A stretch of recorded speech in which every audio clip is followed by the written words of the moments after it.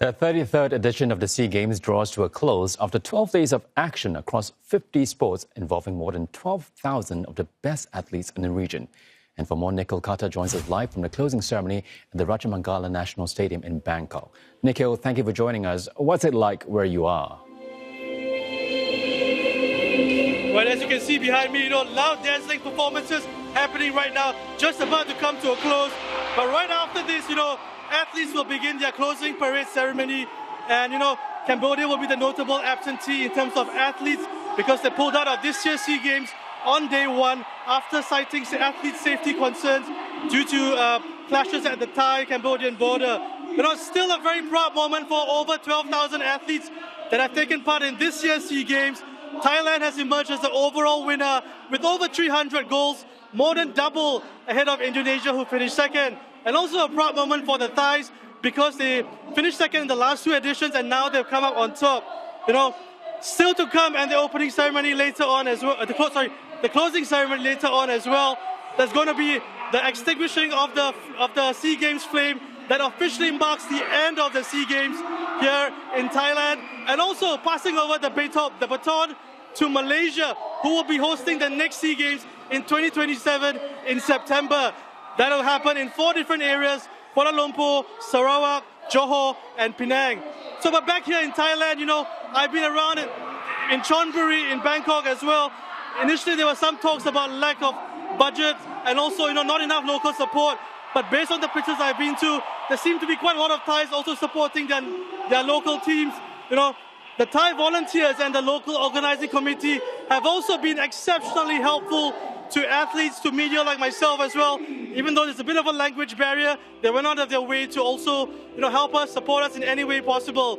Thailand also hopes to become a regional sports powerhouse, and this SEA Games could be one of the very reasons why that flame is ignited as well.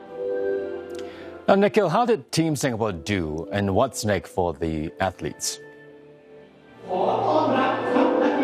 Yeah, so Team Singapore put on a strong performance, 52 goals, finishing 5th overall, but getting 1 more goal than the previous year.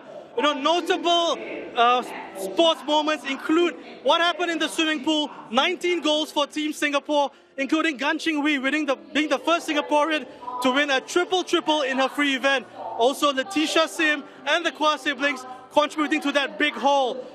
And also a special moment for 14-year-old Julia Yeo, coming in at the very last minute to replace an injured teammate competing in the women's relay and coming back with a goal. And also in the athletics, Shanti Pereira retained both her sprint goals in the 100-meter and 200-meter races. Kelvin Kwek also becoming the first Singaporean to win a gold medal ever in the 400-meter men's event. A lot of special moments happening all around Thailand over here. Also, we have Amita Bhatia in fencing, a remarkable moment in the semi-finals for her in the singles, losing with a 7-point deficit at the match point, coming back to an emphatic victory right at the end.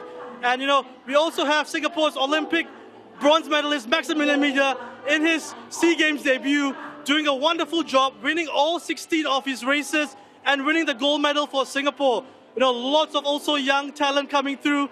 We see, Marissa in karate winning Singapore's first ever goal, and also Jet Teo, 18 years old, but winning jiu-jitsu gold in his competition. The nature of sports is such. Sometimes there are highs, there are also lows. Some lows for Team Singapore. Unfortunately, heartbreak, disappointment, including for the badminton team. Badminton star Loh Ken Yew crashed out early against an unseeded Indonesian opponent in his men's singles. And Singapore flag bearer Yeo Chia Min also left the tournament early due to an injury.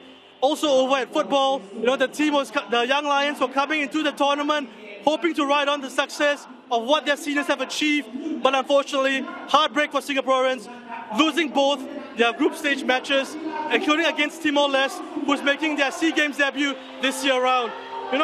Overall, the Singapore National Olympic Council said this Games was also about giving athletes the exposure, with over about 926 athletes taking part in 48 different sports. Very important for Singapore to get athletes to get that exposure, with one eye also on hosting the 2029 SEA Games happening in Singapore. SNOC also says it will continue to invest and nurture talent in Singapore, as regional competition continues to intensify, as you see right here in Thailand, with so many countries doing so, their countries proud. It's a really exciting time for sports in the region. For my team here in Bangkok, it's a wrap for us for now. Back to you in the studio, Koking. Many thanks for that wrap. That is CNA's Nikhil Khattar reporting live from the SEA Games closing ceremony in Bangkok.